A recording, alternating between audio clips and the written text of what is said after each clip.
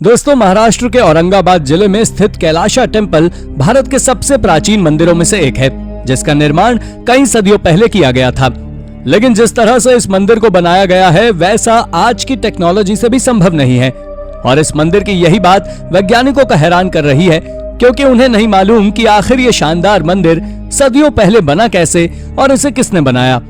हालांकि ये इकलौती ऐसी खोज नहीं जो वैज्ञानिकों को हैरान करती हो, क्योंकि दुनिया में और भी ऐसी खोजें हुई हैं जिनके बारे में वैज्ञानिक भी कुछ कहने से कतराते हैं। तो चलिए जानते हैं इन्हीं खोजों के बारे में हमारी इस वीडियो के जरिए। Number 1, Kailasa temple, Maharashtra. दोस्तों, हम सभी जानते हैं कि भारत के महाराष्ट्र में स्थित अजंता और एलोरा की गुफाएं अपनी शानदार आर्ट वर्क के लिए जानी जाती हैं। इस जगह पर गुफाओं के अलावा और भी कई ऐसे शानदार मॉन्यूमेंट्स हैं जिनकी आर्ट देखते ही बनती है। इस जगह पर कैलाशा नाम का एक मंदिर भी है, जिसे बड़ी बड़ी चट्टानों के बीच में चट्टान को तराश पर बनाया गया है। यह मंदिर वैज्ञानिकों के लिए एक मिस्ट्री बना हुआ है, क्योंकि सदियों पुराने मंदिर को लोगों ने आखिर उस वक्त कैसे बनाया होगा, यह उनको समझ नहीं आ रहा। क्योंकि सिर्फ छेनी और हथौड़ों से चट्टान को तराश तराश कर इतने बड़े मंदिर को कैसे बना दिया गया, यह उनकी समझ में नहीं आ रहा।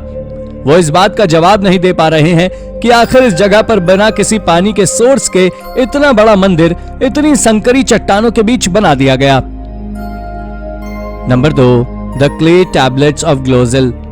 क्ले टैबलेट्स ऑफ ग्लोजेल को सबसे पहले साल 1924 में फ्रांस के ग्लोजेल में एक 17 साल के युवा एमिल फ्राइडिन अपने खेतों में किसी काम के दौरान खुदाई करते वक्त देखा था। लेकिन वो इनके बारे में कुछ नहीं जानता था, इसलिए उसने अपने स्कूल टीचर एड्रियन पिकेंडेट को इस बारे में बताया। जब एड्रियन पिकेंडेट उस साइट को विजिट करने आया, तो वो इन नायाब टैबलेट्स को देखते ही समझ गए और उन्होंने अथॉरिटीज को खबर कर दी। इस खबर के बाद इस साइट पर खुदाई का काम किया जाने लगा। इस खुदाई के दौरान यहाँ पर इन टैबलेट्स के अलावा और भी कई नायाब आर्कियोलॉजिकल आइडल्स, बोन्स पाए गए। लेकिन जब बात इनकी उम्र के बारे में आई, तब हर उस जमाने के हर एक्सपर्ट का मानना अलग अलग था। इस एक्सकवेशन साइट को कई सालों तक एक्सकवेट किया जाता रहा, लेकिन इन फाइंडिंग्स की उम्र का सही पता कोई नहीं लगा पाया। हो सकता है कि भविष्य में हमें इन फाइंड्स की उम्र पता लगे, लेकिन इस बात को जानने के लिए इस साइट को सबसे पहले खोजने वाले एमिल अब इस दुनिया में नहीं रहे। उन्होंने 2010 में इस दुनिया को अलविदा कह दिया। Number 3, symmetry of the fine people. 1974 में इटली का सार्डिनिया प्रोविंस रातों रात एक सनसनी बन गया। हुआ यूं कि इस जगह पर रहने वाले एक किसान ने जब खेती करने के लिए अपने खेत को समय से थोड़ा ज्यादा खोदना शुरू किया, तो उसे वहां पर ब्रॉन्ज एज की कई मूर्तियां दिखाई दी। देखने में ये मूर्तियां किसी जमाने में जिंदा रहे लोगों के प्रतीक लग रही थी। जब ये बात फैली और यहाँ एक्सपर्ट्स द्वारा खुदाई की गई, तो उन्हें इस जगह से कई ऐसी मूर्तियां बरामद हुई। पहले इन मूर्तियों के बारे में कहा जा रहा था कि इन्हें ग्रीक कल्चर को देखकर बनाया गया है, लेकिन जब इन पर रिसर्च की गई, तब पता चला कि एक यहीं के लोकल कल्चर का हिस्सा है, जिन्हें ब्रॉन्ज एज में समाज के सभ्य लोगों के सम्मान में बनाया जाता था। हालांकि साल 1979 में फाइनेंशियल दिक्कतों की वजह से इस खुदाई के काम को बंद कर दिया गया। लेकिन साल 2014 में एक्सपर्ट्स की एक टीम ने दोबारा इस जगह का सर्वे किया और पाया कि अभी इस जगह का 8 हेक्टेयर का एक हिस्सा है जो अभी तक अनछुआ है, और इसमें ऐसी और मूर्तियां मिलने की संभावना है, जिससे इन मूर्तियों से जुड़े और भी राज सामने आ सकते हैं। Number 4, mysterious sign of an ancient culture. दोस्तों, मिडिल ईस्ट के एक प्रमुख देश जॉर्डन एक ऐसे सिविलाइजेशन का हिस्सा रहा है जो एंशिएंट समय में काफी ज्यादा अहम माना जाता था। यहाँ की जमीन में पुराने जमाने की कई ऐसी चीजें दफन हैं जो जब भी हमारे सामने आती हैं, तो इस देश के प्राचीन कल्चर को बताती हैं। ऐसे ही कुछ मूर्तियां बरामद हुई जॉर्डन की राजधानी अम्मान के पास स्थित जारका नाम के शहर में। इस एक्सकवेशन साइट का पता लोगों को तब चला जब एक हाईवे बनने के दौरान इस जगह की खुदाई की गई।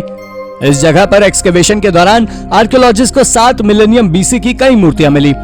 इन मूर्तियों में full body sculpture, only I and head और अन्य प्रकार की कई मूर्तियां मिली, जिन्हें बाद के सम्मान के साथ पूरे रिचुअल्स के साथ दफनाया गया था।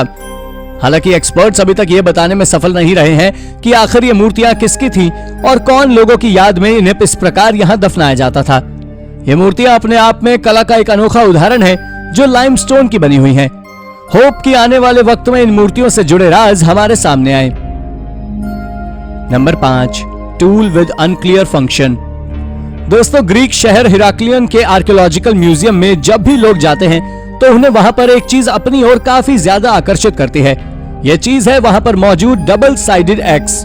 इस एक्स की तरफ अट्रैक्ट होने के पीछे कारण थी इसकी हाइट, जो कि नॉर्मल इंसान की हाइट से काफी ज्यादा है। इस एक्स को देखकर हम ये कह सकते हैं कि इस एक्स को कोई भी नॉर्मल इंसान तो यूज नहीं कर सकता। कहा जाता है कि पुराने जमाने में मिनियन कल्चर के लोग इसे खेतों में काम करने के लिए यूज करते थे, लेकिन इतने बड़े एक्स का यूज करना नॉर्मल हाइट के लोगों के लिए तो बिल्कुल भी पॉसिबल नहीं है। इसलिए कुछ लोग इसे जायंट लोगों का हथियार भी मानते हैं। हालांकि कुछ लोग ऐसा भी कहते हैं कि इसे मिनियन कल्चर के लोग उनके भगवान की पूजा के रूप में इस्तेमाल किया करते थे। जब जैसे जैसे वक्त बीतेगा, हो सकता है कि इन एक्सिस से जुड़े राज हमारे सामने आ जाएं कि आखिर ये वास्तव में किस चीज के लिए इस्तेमाल होती थी। Number 6, proof of the existence of giants. Minion culture की जायंट्स एक्सिस की ही तरह जापान की नोरिमित्सु ओडाशी भी काफी ज्यादा मिस्टीरियस रही है, क्योंकि इसके बारे में भी वही बातें निकल कर आती हैं जो कि उन जायंट्स एक्सिस के बारे में निकली थी। जायंट्स की दुनिया में होने के प्रूफ के तौर पर इन चीजों को पेश किया जाता है। इस नोरिमित्सु ओडाशी की सबसे खास बात यह है कि आमतौर पर नॉर्मल स्वॉर्ड की लंबाई 1 मीटर होती है, लेकिन इस विशालकाय स्वॉर्ड की लंबाई 3.77 मीटर है, जो कि एक सामान्य इंसान के यूज के काफी बाहर है। इस स्वॉर्ड को टांगना ही काफी ज्यादा मुश्किल है, तो चलाना तो काफी दूर की बात है। हालांकि कहावतें तो इससे जुड़ी बहुत हैं, लेकिन इसकी सच्चाई आखिर क्या है, यह अभी तक हम सभी से काफी दूर है। नंबर 7, अ मिस्टीरियस लिनन बुक। दोस्तों, 1858 में मिहालो बारिक नाम के एक क्रोएशियन ऑफिसर ने अपनी नौकरी छोड़कर अपने पैशन फॉलो करने के लिए दुनिया भर के देशों में अपनी यात्रा शुरू की। इस यात्रा में उसने इजिप्ट का भी दौरा किया। इस दौरे पर मिहालो ने एक सार्कोफेगस को खरीदा था, जिसमें एक फीमेल मम्मी थी। इस सार्कोफेगस को वो अपने साथ अपने घर वियना ले आया था, जहां वो उसने अपने घर पर इस मम्मी को डिस्प्ले पर लगा दिया। उसने इस बीच इस मम्मी पर लिपटे लेनिन कपड़े को भी निकाल दिया, लेकिन उस कपड़े पर लिखे वर्ड्स पर उसका ध्यान कभी नहीं गया। पर उसकी मौत के बाद जब उसके भाई को इस मम्मी का पोजेशन मिला, तो उसने इसे यूनिवर्सिटी ऑफ क्रोएशिया, स्लोवेनिया, डल्मेशिया को बेच दिया। बाद में जब इस लेनिन कपड़े पर लिखे वर्ड्स पर रिसर्च की गई, तो एक्सपर्ट्स ने माना कि इस पर कुछ तो अरेंज्ड मैनर में लिखा हुआ है। रिसर्च में पता चला कि ये वर्ड्स लगभग 250 से 100 BC पहले के हैं। इसे पूरी लिनन की बुक में 230 लाइनों में लगभग 12 वर्ड्स थे, लेकिन ये वर्ड्स आखिर थे क्या, इस बात का जवाब आज भी एक्सपर्ट्स देने में असमर्थ हैं। नंबर 8, हाई आर्ट और क्लेवर इमिटेशन। दोस्तों, मैड्रिड स्थित national archaeological museum of Spain में रखी लेडी ऑफ एल्श अपने आप में कला का एक अनोखा उदाहरण है। इस मूर्ति की सबसे खास बात यह है कि इस मूर्ति में अलग अलग देशों की कला समाहित है।